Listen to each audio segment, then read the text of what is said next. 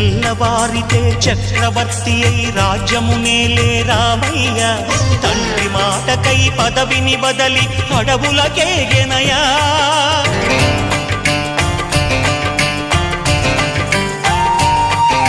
మహిలో జనులను కావగ వచ్చిన మహావిష్ణు అవతారమయ్య ఆలిని రక్కసుడపహరించితే ఆక్రోశించెనయా అసురుని త్రుంచి అమ్మను తెచ్చి అగ్ని పరీక్ష విధించెనయా సాగలి నిందకు సత్యము చాటగ కులసతినే విడనాడెనయ నా రాముని కష్టం లోకంలో ఎవరూ పడలేదయ్యా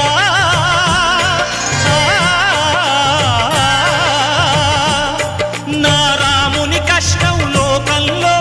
ఎవరూ పడలేదయ్యా సత్యం ధర్మం త్యాగంలో